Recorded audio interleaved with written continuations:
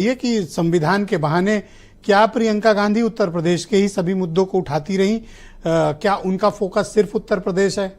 और अगर मैं संजय चौधरी की बात मानूं तो अविनाश पांडे तो टॉप परफॉर्मर हैं और more better than Priyanka Gandhi. देखिए ब्रजेश जी, प्रियंका गांधी जी संसद में इस देश के जो सबसे महत्वपूर्ण मुद्दा है उसको उठा रही हैं और जो लोगों की अंतर आवाज है। आज प्रियंका गांधी जी का जो पार्लियामेंट में भाषण था वो इस देश के एक एक व्यक्ति से जोड़ती हुई आवाज थी, अंतर आवाज थी। इस देश की जो आत्मा है, जो संविधान है, उसको लेकर, क्योंकि आपकी डिबेट संविधान के मुद्दे पर है। हम धन्यवाद देते हैं कि आपने इतने महत्वपूर्ण विषय पर डिबेट रखी है। लेकिन संजय चौधरी जी जिस तरीके से विषय को भटका रहे थे, वो बार बार प्रियंका गांधी जी को लेकर तो संसद को लेकर सुझाव दे रहे थे कि उन्होंने संविधान की बजाय मैं आपकी जगह होता तो संजय चौधरी का धन्यवाद कहता। क्या कहता कि आपने हमारे यहाँ की प्रतिभा को पहचाना, सम्मान दिया, माल्यार्पण किया। हम धन्यवाद। जब हमारा सेनापति लड़के 6 गुना जीत सकता है तो राजा आएगा तो क्या करेगा? देखिए, आपको उनको धन्यवाद प्रेषित करना चाहिए। संजय भाई ने जो वक्तव्य दिया है, अगर मैं धन्यवाद दूंगा तो उसके बाद इनको अपनी पार्टी में सफाई पेश करनी पड़ेगी, तो ठीक है। लेकिन मुझे नहीं लगता, बात कह रहा था पार्लियामेंट में प्रियंका जी ने संविधान के केंद्रित विषय पर बात रखी और देश की बात रखी। लेकिन संजय चौधरी जी जिस तरीके से उन बातों को इधर कि परिणाम क्या हुआ, अविनाश पांडे जी ने अच्छा किया कि प्रियंका जी ने अच्छा किया, और बार बार आज बीजेपी के, आप सोशल मीडिया पर उठाकर देख लीजिए, भारतीय जनता पार्टी के लोग अपनी कोई बात रखने के बजाय सिर्फ एक ही बात कर रहे हैं, प्रियंका गांधी, प्रियंका गांधी, प्रियंका गांधी।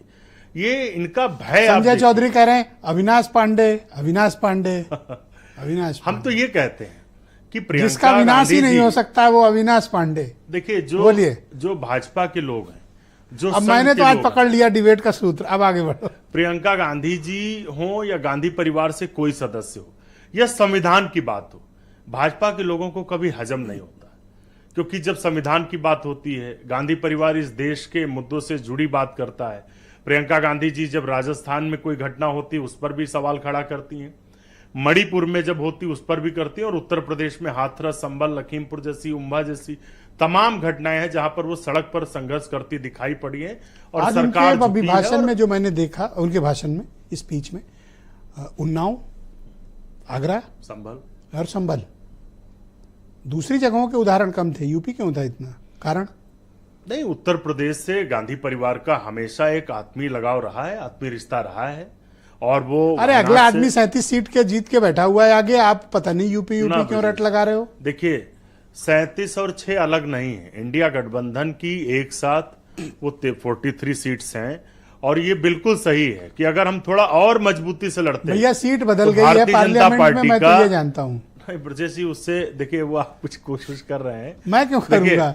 आज जबरदस्ती सोचो, अवधेश प्रसाद को, जहां 2 मेंबर ऑफ पार्लियामेंट बैठते हैं, अखिलेश जी ने उनको जैसे 2 सवारी की जगह हो, मिश्रा जी टेम्पो में चले, कभी चले ही होंगे, हम भी चले, आप भी चले, 2 की जगह हो, तीसरा बैठा लेता कभी।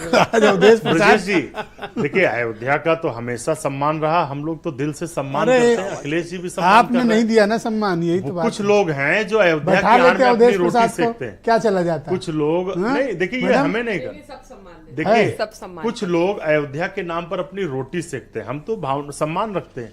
और जो संविधान के मुद्दे पर बात हो रही है, हम एक सवाल करते हैं संजय चौधरी जी से, एक सवाल छोड़कर जाता हूं कि आखिर इस संविधान से संजय चौधरी जी को इतनी दिक्कत क्या है?